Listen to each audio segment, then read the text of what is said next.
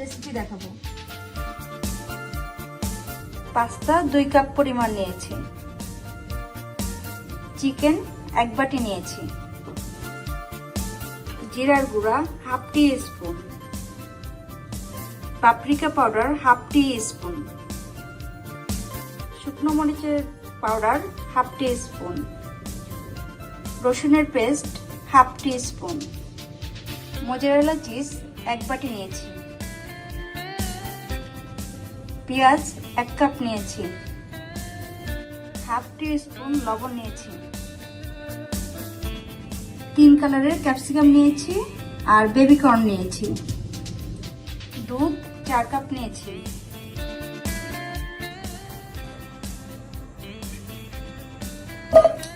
আমি বাটারটা দিয়ে দিচ্ছি প্রথমে।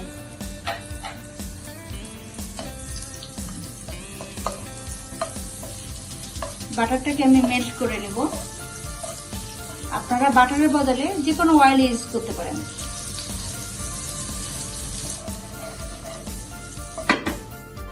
এখন আমি চিকেনটা দিয়ে দেব।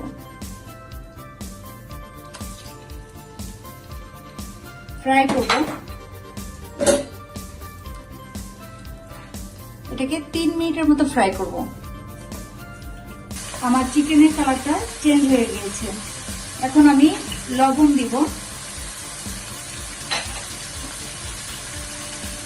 জিরা পাউডার দিব,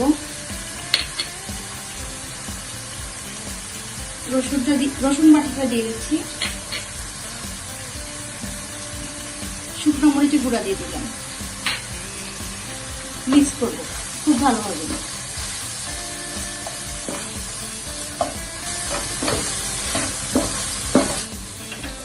এখন আমি পাপরিকা পাউডারটা দিয়ে দিচ্ছি, পাস্তাটা দিয়ে দিচ্ছি,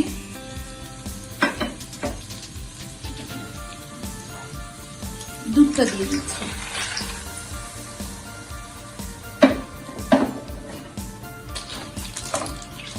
এটাকে খুব ভালো মতো মিক্স করব। এটাকে 10 মিনিটের জন্য আমি কুক করব। আমার পাস্তাটা হয়ে গিয়েছে। এখন আমি এর মধ্যে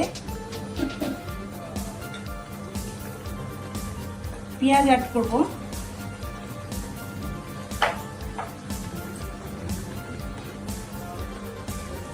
ক্যাপসিকাম গুলো অ্যাড করে দিচ্ছি আর বেবি কর্নও অ্যাড করে দিচ্ছি।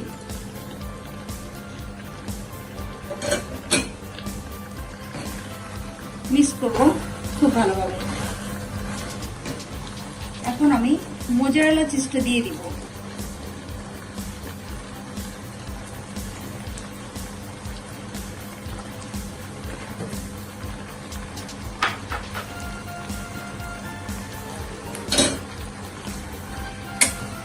মিক্স করব খুব ভালোভাবে।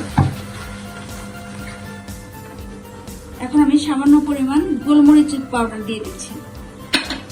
মিক্স করব।